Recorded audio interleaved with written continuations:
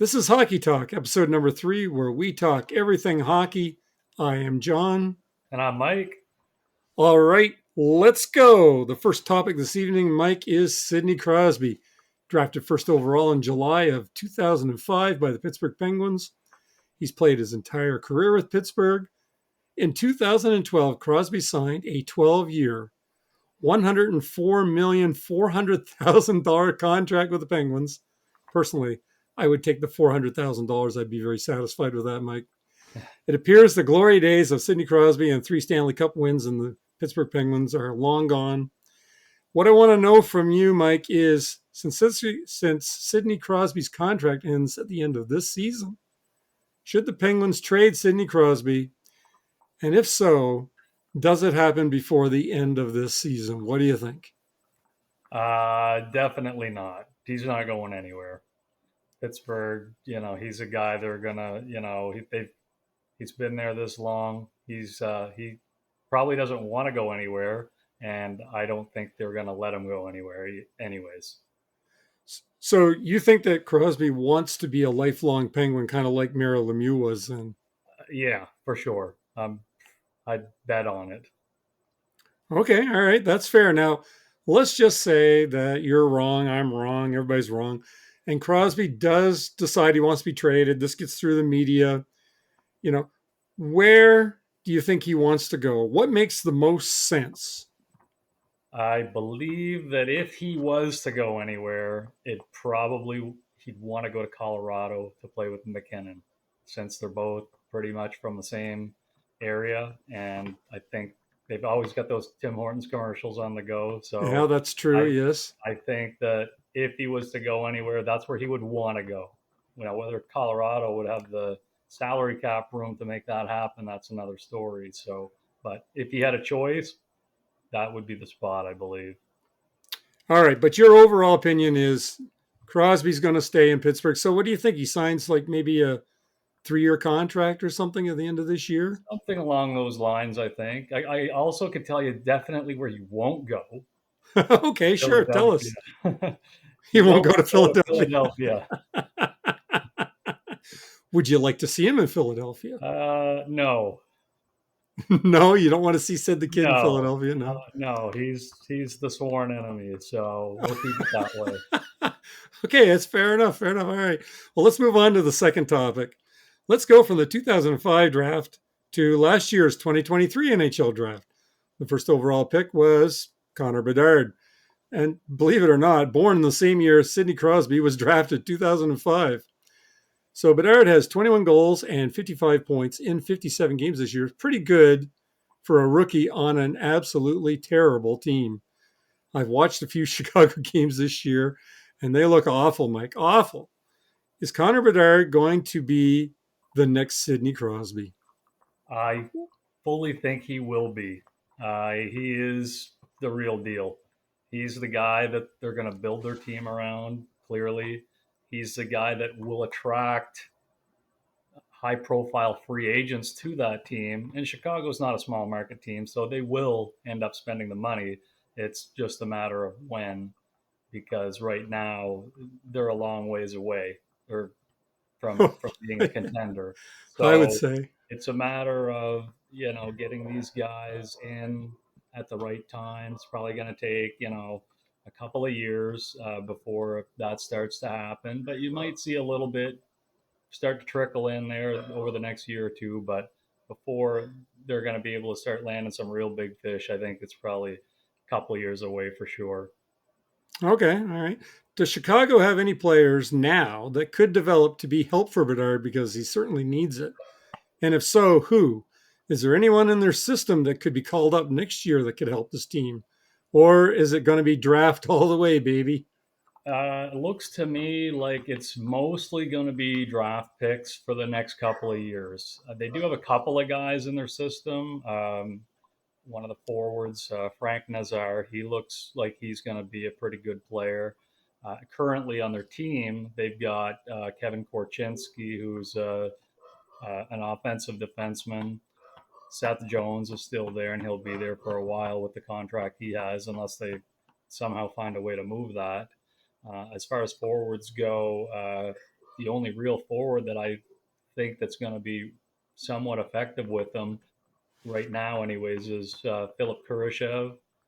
The other one is Lucas Reichel, but they were expecting a lot more out of him this year than what he provided. So, which is, surprising because I actually thought he was going to have a really good year this year too. But they started him off on the second line, and like you said, there's not that much to play with there. So he didn't perform up to expectations. So who knows? Maybe next year he'll reset. We'll have to see. Yeah, he's still young, so I mean, there's still hope, right? It's Right. Yeah. very early. Yeah. So the 2024 draft is coming up soon. Is there anyone in the draft that you think that Chicago should have their sights on? Anyone in Well, particular, or is that being just too specific of a question? Well, I think they're going to get one of the top picks, and out of the top picks, you've got Celebrini, who would be, a great addition, high-end offensive player. Demidov is the Russian player, and it all depends on if they think they can sign him and get him over here. He's another offensive forward.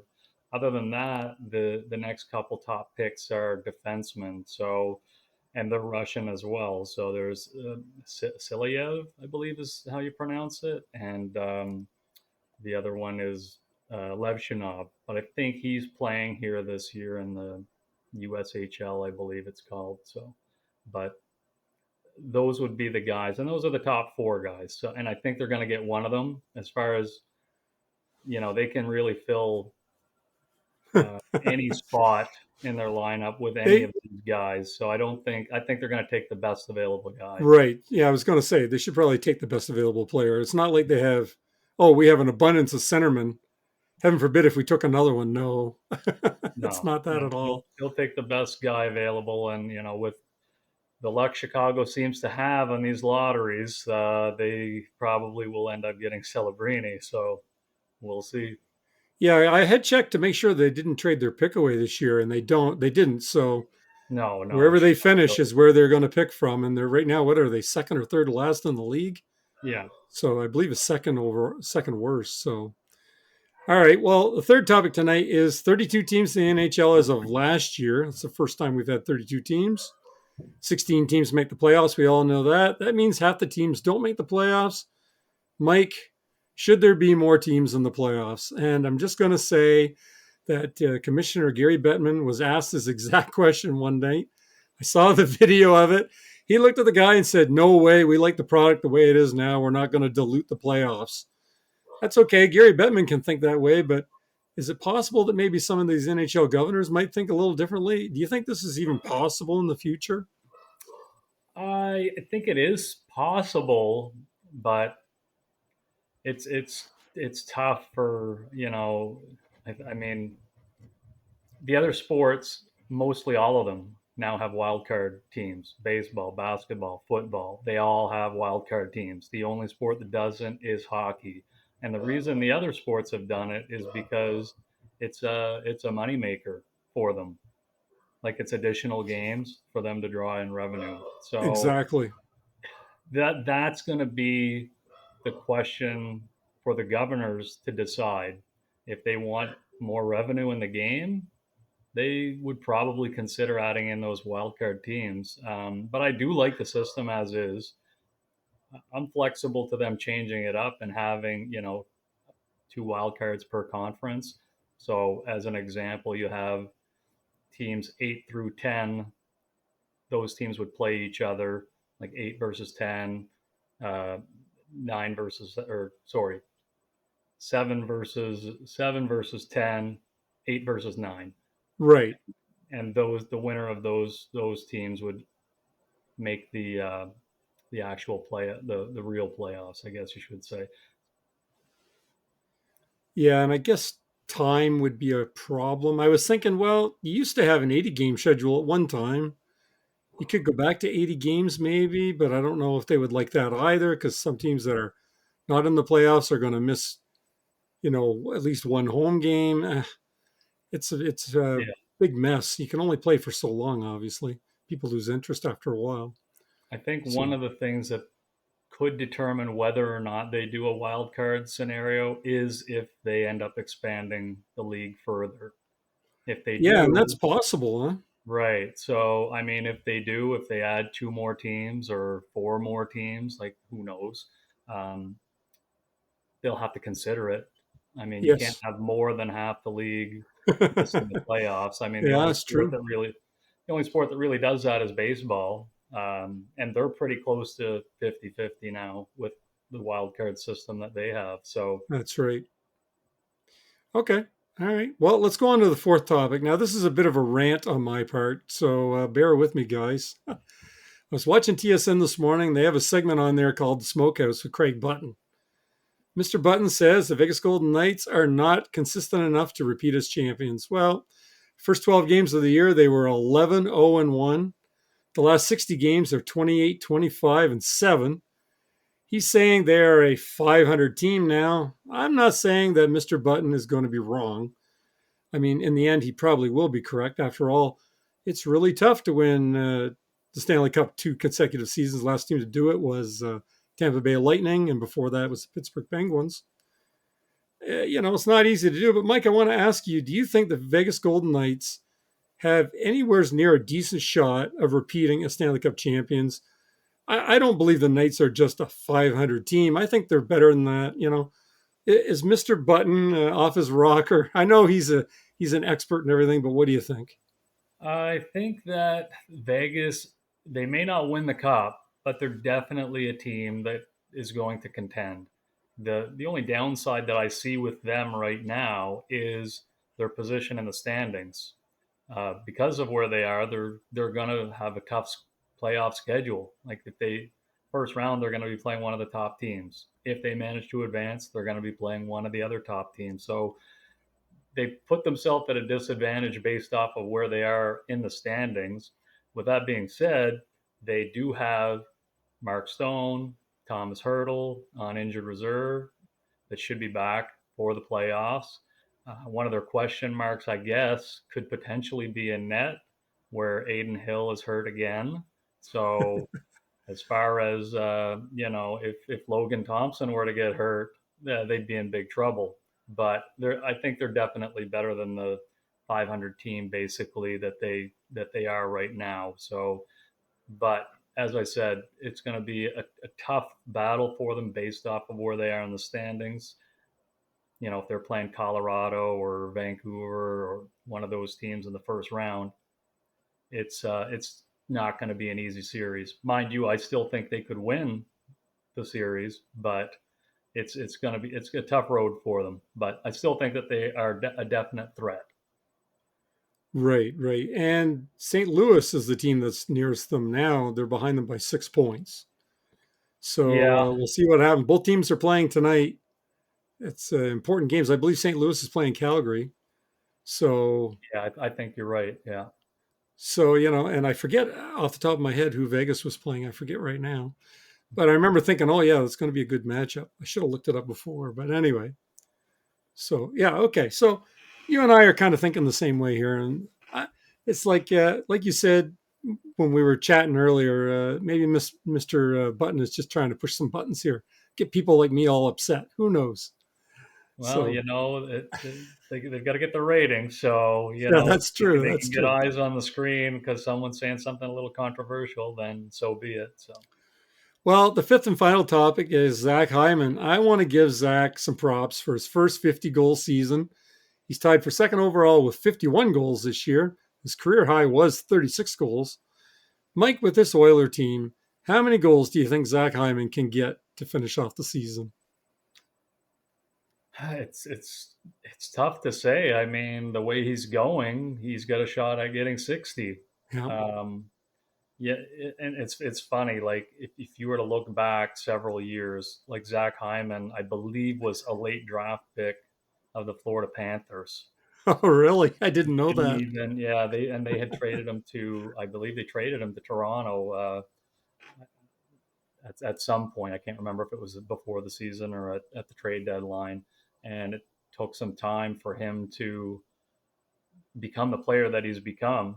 Don't get me wrong, McDavid's definitely influenced his point production, Oh, But yes, absolutely. he was a decent producer in Toronto the last couple of years he was there. So guess that the potential has come through.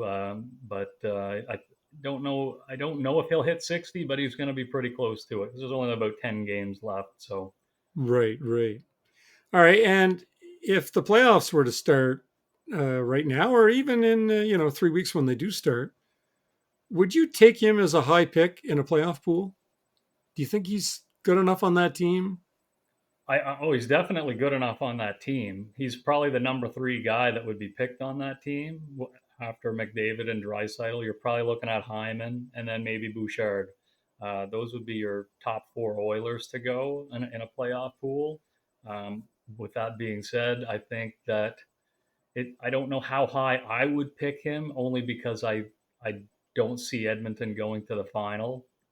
Could be Right. wrong, but he's definitely going to be a guy that would be picked in the first probably 3 rounds of a playoff pool, uh, almost solely due to the fact that he plays with Connor McDavid and he's going to put points up playing with him. So, Oh, yeah, great point. And Mike, is there anything else you want to discuss in tonight's episode before we end the show? um, nothing really stands out for me yet. I do think that perhaps next week that we start discussing maybe some what some teams have set up for prospects and that sort of thing as they go into the off season, and maybe some moves that some teams might want to make. But as far as this year, as far as this week goes, I think we've covered a fair amount of topics. The only other one might be that hopefully the Flyers will beat the Canadians tonight, is so I don't have Yeah, to and hear what about it from the tomorrow from anybody. what do you think the final score will be, Mike? I'm gonna say Flyers. I'm gonna say they win 4-3, but it's they're in Montreal, so and their track record in Montreal isn't the greatest. So hopefully, us not being there might be a good thing for the Flyers. Shootout, overtime, anything like that? You're going to win that in straight Very time? possible. I do believe their last game, the last 2 games I think that they played this year, went to extra time. Can't remember. I think one of them ended. Montreal won in overtime, and I think the Flyers won the other one. And I think it was overtime or a shootout as well. So, but I wouldn't be shocked. All right. Well, that's it for tonight's show. Like, share, subscribe, and let us know where you disagree with us. That's what the comment section is for. That's it for tonight. Good night, guys. See you next time. See you later.